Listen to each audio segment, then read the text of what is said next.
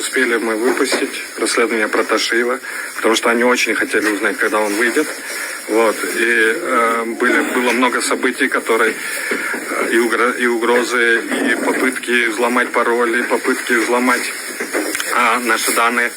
Вот. Но на самом деле мы успели это выпустить, расследование. Вот. И очень важно, но они думают, что забрав наше оборудование, они смогут выяснить, как мы это делаем, да, как будто нам из космоса присылают там.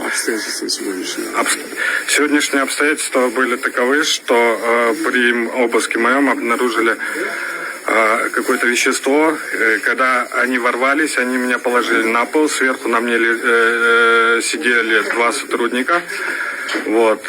И в это время задний карман был доступен для них. Вот. И когда происходил обыск, естественно, с заднего кармана вышло пакетик маленький с непонятным зеленым веществом, да. Это, естественно, не мое. Я никогда этого не делал. Болот Темировдун кеңсесинен бир нерселерди, буюмдарды алып чыгып кетишти, компьютерлерди. Эч кандай печаттап алсаңар го, силер ачык айкын эле алып кетип атасыңар. Процедура бузулду. Процедура бузулду. Все документы, серверы, все забрали. Да, один сотрудник был в форме.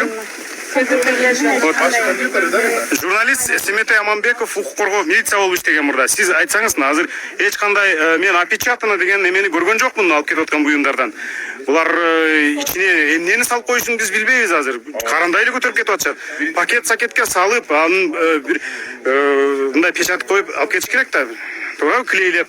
Биринчиден, уголовный процессуальный кодекс боюнча 10дон кийин эч кандай тергөө действиялар болушу мүмкүн эмес. Бул уже мыйзамдын бузушу.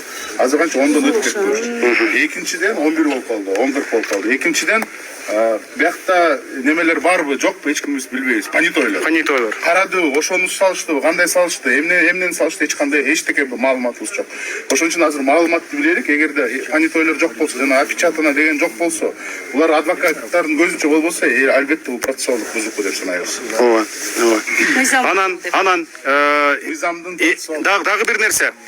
Расмий маалымат чыга элек, бирок эгерде Болот Темировдун өзүнүн чөнтөгүнөн маңзат тапты деп айыптап жатышса, анда анын жумуштук компьютерлерин эмнеге тийишет? Бул чоң суроо, тергөөчүгө бериш керек бул суроону. Мен айтып кетерим эле, эгерде мурда киши жанагындай наркодиспансердин учетуна турбаса, эгерде ушул берене боюнча жана хранение наркотика боюнча жоопкерчиликке тартылбаса, анда жөн эле бараткан кишиге баңгизат салып коюп, жоопкерчиликке тартыш абдан кыйын. Анда баарыбыздын эле чөнтөгүбүзгө салып койсо болот. Ошон үчүн ошондой эмелер болуш керек да, жана оперативный сотрудниктер иштеп атканда же учетто туруш керек, же мурда саткан, же мурда ошондой оперативный разработкада жүргөн. Эми Болот Темиров жүргөнбү ушундай разработкада? Это же смешно. Баарыбыз билебиз да, андай эмес. Жөн эле ушундай келип, ушундай шектеп атат. Эми сиз туура айттыңыз, али бизде расмий маалымат жок. Расмий маалыматты күтөлүк, кандай шек берет, кандай берене менен берет. Эгерде ушундай баңгизат менен кармалган болсо, анда бул мен ойлойм просто смешно. Азыр Болот Темировдун бир нече компьютерин алып кетишти. Анын ичинде иликтөөнүн материалдары болушу мүмкүн. Чыккан жана чыга элек материалдар болушу мүмкүн. Балким дагы бир коррупционерлердин бетин ачууга даярданып жатышкандыр. Иликтөөчү журналисттер эмне иликтеп жатканын айтпайт. Анда кайсы бир материалдарды алып кетип булар жашырып койсо, коррупционерди коргогон болуп эсептелип так калышы мүмкүн. Ушундай материалдар чыкпай калган. Сөзсүз түрдө бар. Жок, бул айта албайт, айтпайт. Эмне бар экенин. Бирок сөзсүз түрдө журналисттин компьютеринде кайсы бир бийликтеги уурунун, коррупционердин кылыктары тууралуу материалдар болушу мүмкүн. Муну алар алып кетип калса, жаап жашырып, эмне кыларын биз билбейбиз.